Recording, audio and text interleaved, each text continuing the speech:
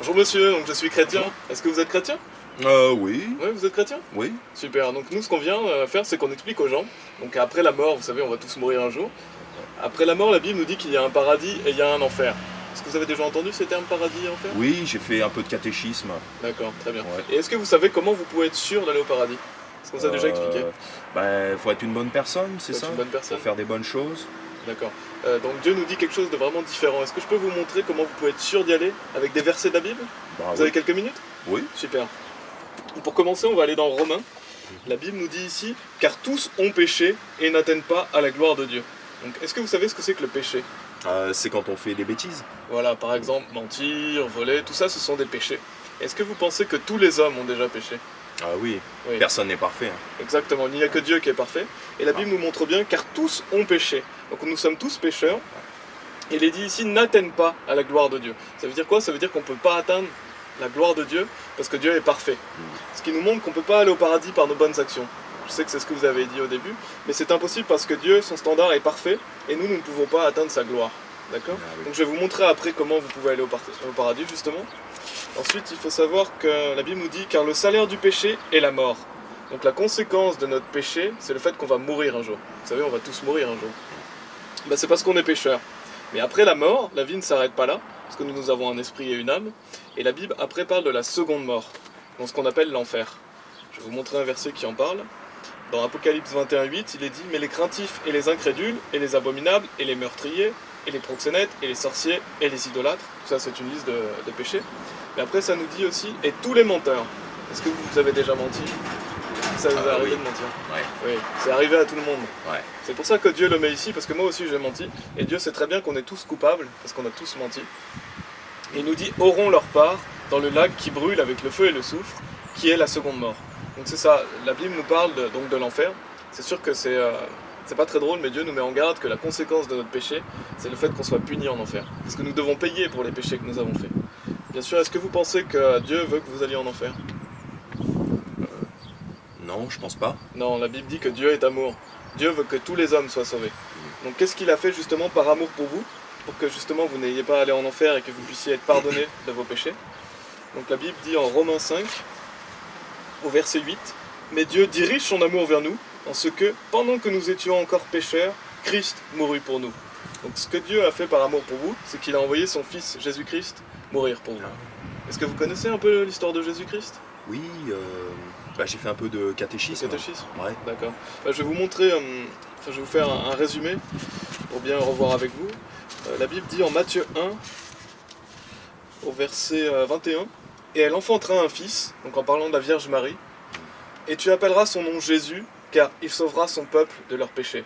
Donc pour vous dire que le nom de Jésus signifie qu'il va nous sauver, donc c'est le sauveur. Jésus est notre sauveur.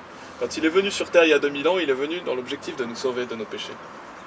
Et il est dit ici, voici une vierge sera enceinte, parce que Jésus est né de la Vierge Marie, et enfantera un fils, et l'on appellera son nom Emmanuel, ce qui signifie Dieu avec nous. Donc Jésus-Christ est le Fils de Dieu qui est venu sur terre il y a 2000 ans, mais il est aussi Dieu. D'accord? La Bible nous dit que Dieu fut manifesté dans la chair. Là, il est dit ce qui signifie Dieu avec nous. Oui, D'accord. vous voulez savoir quelque Mais chose? comment il peut être à la fois le fils de Dieu et Dieu? Parce que Dieu est trinitaire, donc il est composé de 3 personnes. Il y a le Père, le Fils et l'Esprit Saint. La Bible nous dit qu'il y en a 3 qui attestent dans le ciel, le Père, la Parole et l'Esprit Saint. Et ces 3-là sont un. D'accord. Ce qui veut dire qu'il y a 3 personnes, mais un seul Dieu. Donc Jésus-Christ est pleinement Dieu, mais il est aussi pleinement le Fils de Dieu. D'accord. Et donc Dieu est venu, il a été manifesté dans la chair. Il a mené une vie parfaite. La Bible dit qu'il n'a connu aucun péché. Pourtant, il a été tenté comme nous le sommes. Donc il n'a jamais péché. Et pourtant, les hommes l'ont arrêté, ils l'ont fait fouetter, ils se sont moqués de lui, et ils l'ont fait crucifier. Vous avez déjà sûrement... Voilà. Ouais. Et pourquoi les hommes l'ont crucifié? Parce que Jésus est venu mourir pour nos péchés. Ça veut dire que Jésus s'est donné lui-même pour nous quand il est mort sur la croix. Il est bien dit ici, dans 1 Pierre 2,24, qui lui-même a porté nos péchés en son propre corps sur l'arbre. Ça veut dire sur la croix. D'accord. Donc quand Jésus-Christ est mort sur la croix, il a porté tous vos péchés. Tous mes péchés, les péchés de tout le monde. Il est venu pour ça mourir pour nos péchés. Il a pris notre place. Parce que nous méritions la mort, nous méritions d'aller en enfer, mais Jésus-Christ, en mourant sur la croix, a pris notre place. Et après, quand il est mort, son âme et son esprit sont descendus en enfer pendant 3 jours et 3 nuits. Ah, c'est ça. payé Donc. pour nos péchés aussi. D'accord.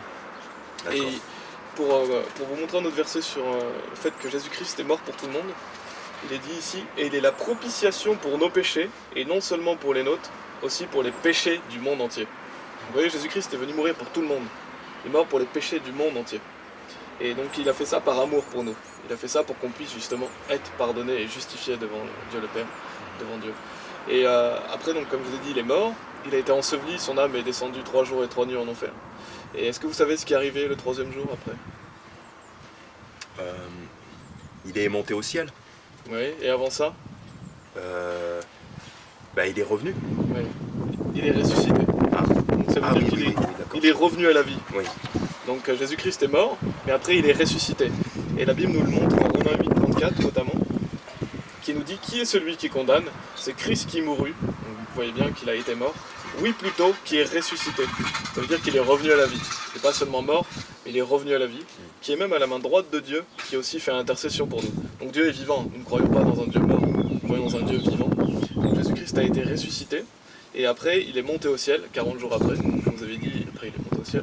Et il est à la main droite de Dieu, et il fait intercession pour nous. Parce que c'est notre avocat, il veut nous sauver. Intercession, ça veut dire quoi? Ça veut dire que c'est notre avocat, justement. D'accord. Il veut nous sauver, il veut justement faire intercession avec Dieu le Père pour nous. Il veut interagir pour nous. Ok. Et voilà, Jésus-Christ a fait ça pour tout le monde, il est mort pour les péchés de tout le monde, il a été enseveli, il est ressuscité des morts. Maintenant, est-ce que vous pensez que tout le monde va aller automatiquement au ciel? Non, je pense pas. Non, vous avez raison. Parce qu'il y a quelque chose que vous devez faire justement pour aller au paradis. Et la Bible répond à cette question. Il est dit ici dans les Actes. Et il les amena dehors et dit, messieurs, que dois-je faire pour être sauvé? Donc qu'est-ce que vous devez faire vous personnellement pour être sauvé? Comment vous pouvez aller au paradis? Comment vous pouvez être pardonné de vos péchés?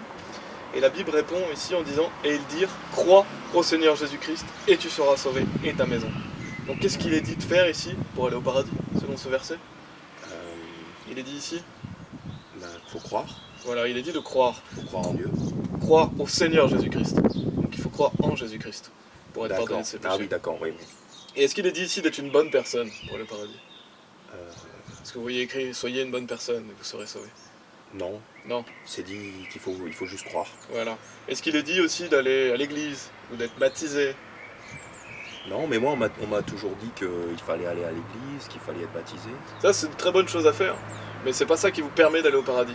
La Bible dit que c'est le fait de croire qui vous permet d'aller au paradis. Ce ne sont pas les bonnes actions. D'accord. Pas les œuvres, mais la foi qui vous sauve. Je vais vous montrer un verset après. Et c'est pas dit non plus de changer de vie. Vous n'avez pas à changer de vie pour être sauvé. Vous avez simplement à croire en le Seigneur Jésus-Christ. Et croire, ça veut dire avoir confiance en lui. Ça veut dire que vous avez confiance que ce qu'il a fait pour vous, c'est suffisant pour aller au paradis. D'accord. Et c'est ça qu'il attend de vous, que vous mettiez votre confiance en lui. Et pour vous montrer un verset qui montre bien que c'est pas par les œuvres, mais que par la foi, la Bible nous dit dans Éphésiens, car par grâce vous êtes sauvés, donc c'est la grâce de Dieu qui vous sauve, par le moyen de la foi c'est-à-dire croire, c'est-à-dire mettre votre confiance en Jésus-Christ, et cela pas de vous-même, c'est le don de Dieu, donc c'est un cadeau que Dieu veut vous faire, non des œuvres, afin qu'aucun homme ne se vante. Donc pourquoi ce n'est pas par les œuvres? Pour pas que c'est ce qui est écrit ici, Que je me vante. voilà. Dieu veut pas qu'on se vante, veut pas qu'on se glorifie, donc il ne nous sauve pas par nos bonnes actions, mais il nous sauve par sa grâce. D'accord? Parce que toute la gloire revient seulement à lui pour notre salut. Et c'est très important parce que justement dans l'église catholique, on nous enseigne faussement qu'on doit être une bonne personne, qu'on doit pratiquer la religion, alors que la Bible est très claire, non, cela ne vous sauve pas, ce qui vous sauve c'est votre confiance en Jésus-Christ. Et on ne peut pas dire qu'on a confiance en Jésus-Christ, plus confiance dans nos propres actes. Toute la confiance doit être en lui. Vous devez simplement croire en lui pour votre paradis. Et il est bien dit dans Romains aussi, qui confirme cela, dans Romains 3, au verset 28, il nous dit « Par conséquent, nous concluons qu'un homme est justifié par la foi sans les actions de la loi. » Vous voyez que vous êtes justifié par la foi, c'est-à-dire en croyant au Seigneur Jésus-Christ, sans les actions de la loi, sans aucune bonne œuvre de votre part. C'est seulement l'œuvre de Jésus-Christ qui vous sauve, et le fait que vous mettiez votre foi en lui, vous fait que vous êtes pardonné de tous vos péchés, parce que la justice que Jésus-Christ a accomplie pour vous, elle est imputée sur vous après. Lui qui était parfait, Dieu vous voit parfait parce que vous avez cru en lui. Et ce cadeau, donc c'est un cadeau que Dieu va vous faire, le don de Dieu, ça s'appelle la vie éternelle. Et je vous donne un exemple, mais si je vous donne cette Bible, que je vous dis qu'elle est gratuite, est-ce que vous payez pour recevoir un cadeau gratuit? Est-ce que vous devez payer pour un cadeau gratuit? Ah non. Non, exactement. Et Dieu nous dit que ce cadeau donc s'appelle la vie éternelle, et il nous dit afin que quiconque croit en lui ne périsse pas, mais ait la vie éternelle. Donc ce que vous dit la Bible ici, c'est que si vous croyez en Jésus-Christ, vous ne périssez pas. À votre avis, où est-ce que vous n'irez pas après votre mort si vous ne périssez pas? Ne pas périr, c'est ne pas aller où à votre avis? En enfer? Voilà, exactement. Mais et la vie éternelle, si vous avez la vie éternelle, où est-ce que vous allez après votre mort? Au paradis. Exactement. Donc ce que nous dit la Bible, c'est que si vous croyez en Jésus-Christ, vous ne pouvez plus aller en enfer, vous êtes pardonné de vos péchés, et vous irez au paradis, parce que vous avez la vie éternelle. Et éternel, vous savez ce que ça veut dire éternel? Ça veut dire pour toujours. Pour toujours, exactement. Donc si Dieu vous donne un cadeau pour toujours, il est éternel, d'accord? Il ne peut pas s'arrêter, et je veux dire, c'est pas un cadeau temporaire que Dieu vous fait, c'est éternel. Ce que je veux dire par là, c'est qu'une fois que vous avez reçu cette grâce, vous êtes sauvé pour toujours, d'accord? Parce que Dieu vous l'a donné pour toujours. Et il nous dit bien ici dans Jean 3,16, qui est le plus célèbre verset de la Bible, qui appuie encore ça, qui nous dit « Car Dieu aima tant le monde qu'il donna son seul Fils engendré, afin que quiconque croit en lui ne périsse, mais ait la vie sempiternelle. » Donc la vie éternelle. Pour vous remontrer encore une fois que c'est le fait de croire, et quand vous croyez, vous ne pouvez plus aller en enfer, vous avez la vie éternelle. Et Dieu n'est pas un menteur. S'il vous dit qu'il vous donne la vie éternelle, ce n'est pas une vie temporaire, c'est une vie pour toujours. Et il nous dit vraiment dans Tite 1,2, dans l'espérance de la vie éternelle, laquelle Dieu, qui ne peut mentir, a promis avant le commencement du monde. C'est une promesse que Dieu vous fait. Si vous faites une promesse, vous pouvez être sûr qu'il va l'accomplir. Et il y a un verset aussi qui nous dit dans Jean 1,12, nous dit « Mais à tous ceux qui l'ont reçu, à eux il a donné pouvoir de devenir les fils de Dieu, c'est-à-dire à ceux qui croient en son nom. » Donc comment vous devenez un enfant de Dieu? C'est ce qui est écrit ici. Ceux qui croient. Voilà. Il faut croire. Voilà. Toujours le fait de croire. Qu'est-ce qui fait que vous êtes pardonné de vos péchés? Qu'est-ce qui fait que vous pouvez aller au paradis? Qu'est-ce qui fait que vous devenez un enfant de Dieu? C'est le fait de croire. Ah, oui, c'est votre foi. Ouais. Et donc Dieu dit que vous devenez son enfant, c'est-à-dire que vous ne l'étiez pas avant. Vous le devenez le jour où vous croyez en lui. Et combien de fois vous êtes né sur cette terre? Une fois. Une fois. Donc à votre avis, combien de fois il faut que vous soyez né de nouveau? Combien de fois vous devez naître pour devenir un enfant de Dieu? 2 fois. Une deuxième fois, mais c'est qu'une seule fois. Ah oui, oui, oui. C'est la deuxième fois, mais c'est qu'une seule fois. Ce qui veut dire que c'est un événement. Le jour où vous êtes devenu un enfant de Dieu, vous l'êtes pour toujours. Parce que vous appartenez à sa famille et parce que vous lui appartenez. D'accord. Et il le dit bien ici, lesquels sont nés non du sang, ni de la volonté de la chair, ni de la volonté d'homme, ni de la volonté de l'homme, mais de Dieu. Donc vous êtes nés de nouveau, vous êtes nés de Dieu. Ah oui. Et si Dieu est votre père, est-ce que vous pouvez arrêter d'être son enfant à votre avis? Quand on a un père, est-ce qu'on peut arrêter d'être son enfant? Moi, par exemple, si je veux quitter, si je quitte ma famille, si je veux plus les voir, je peux quitter ma famille. Mais est-ce que Je peux quitter mon père. D'accord, vous pouvez quitter votre famille, mais est-ce qu'il arrête d'être votre père pour autant? Est-ce que votre père peut arrêter d'être votre père? Est-ce que vous appartenez pas génétiquement à sa famille? Ah oui, oui, c'est vrai. Ouais. Donc c'est la même chose avec C'est vrai, Dieu. c'est toujours mon père dans le fond. Voilà, exactement. Ouais. Donc si vous appartenez à la famille de Dieu, si vous êtes son enfant, vous l'êtes pour toujours. D'accord. Même si vous vous éloignez de lui, il reste votre père. C'est ça. Et c'est ce que dit ce verset. Ouais. Et quand vous devenez son enfant, donc ce que Dieu peut faire, c'est que si vous commettez de graves péchés, ou si vous déviez de la voie que Dieu veut que vous ayez, en tant que chrétien, Dieu peut vous punir, il va vous châtier, c'est ce que dit la Bible. Parce qu'il veut que vous marchiez dans le droit chemin, il vous aime et il veut vous ramener sur le droit chemin. Donc si vous commettez du péché, Dieu va vous punir. Et si vous faites des bonnes actions, Dieu va vous bénir. Mais vous savez où vous allez passer l'éternité, quoi qu'il arrive. Parce que le jour où vous avez mis votre confiance en Jésus-Christ, vous êtes sauvés pour toujours. La Bible dit « Et de leurs péchés et iniquités, je ne me souviendrai plus ». C'est-à-dire que Dieu a oublié toutes vos mauvaises actions, passées, présentes, mais aussi futures. Le jour où vous avez cru en lui, vous êtes sauvés pour l'éternité. Et donc c'est une bonne nouvelle, parce que Dieu vous sauve pour toujours.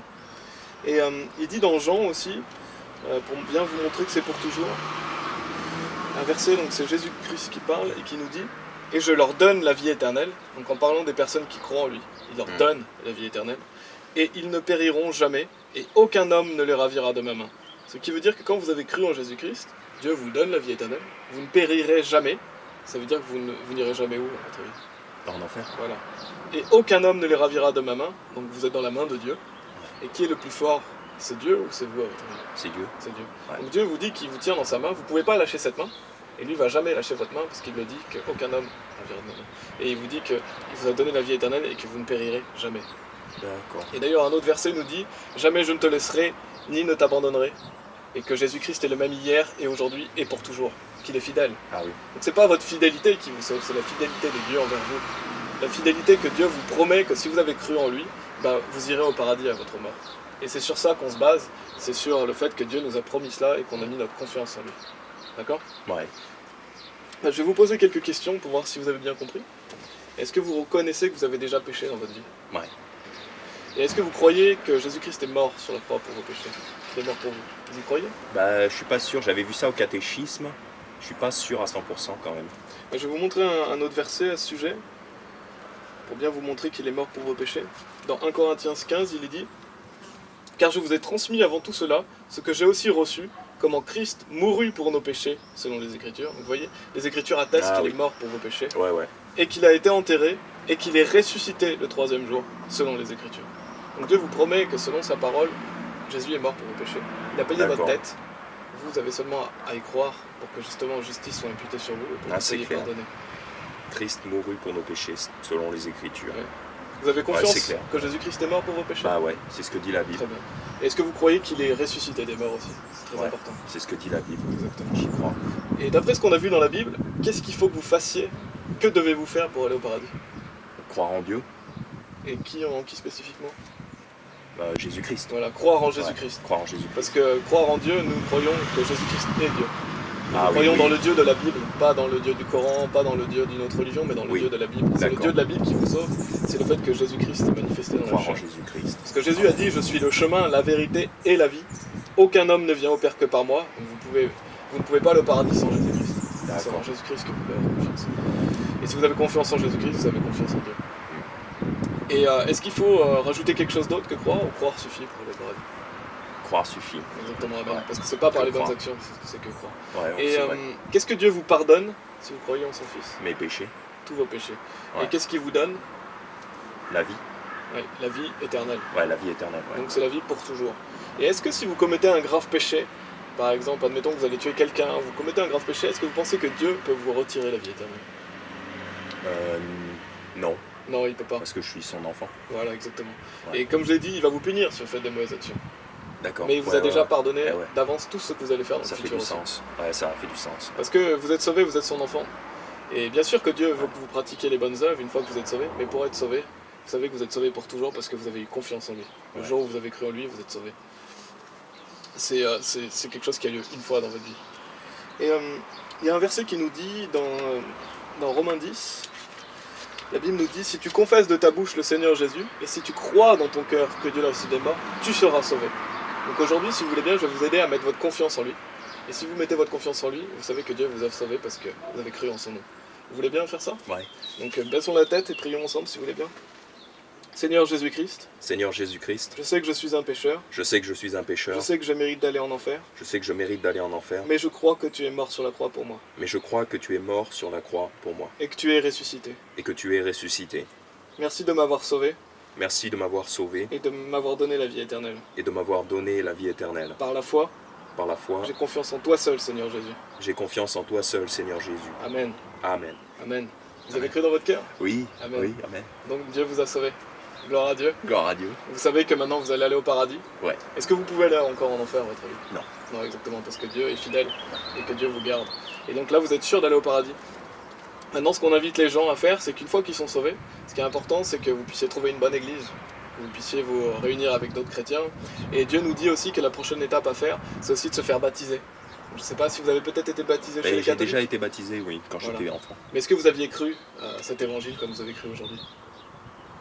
Ben, je croyais déjà en Jésus. Et est-ce que vous aviez mis toute votre confiance en lui pour aller au paradis ? Parce qu'au début, vous m'aviez dit que c'était les bonnes œuvres qui vous permettaient d'aller au paradis. Ah oui. Donc vous avez changé par rapport au début. Ah oui, c'est vrai. C'est vrai. Avant, je croyais que c'était mes bonnes actions. Oui, vous avez raison, j'ai changé. Exactement, donc là vous êtes passé Avant, je justement... croyais que c'était mes bonnes actions. Maintenant, j'ai confiance en Jésus. Ouais. Et c'est votre confiance en Jésus-Christ maintenant qui vous permet justement de mener une vie de chrétien. Parce que maintenant que vous êtes né de nouveau, Dieu veut que vous puissiez avoir une vie nouvelle. Enfin, vous êtes une nouvelle créature. Il veut que vous puissiez marcher avec lui, donc le baptême est très important. Ça n'a rien à voir avec votre salut, vous pouvez passer toute votre vie à ne jamais être baptisé, vous allez aller au paradis.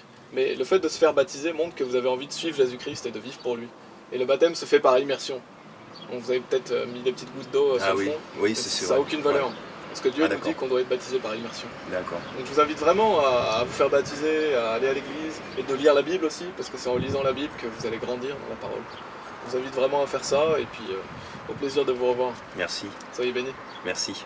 Je serai dimanche à l'église. Amen.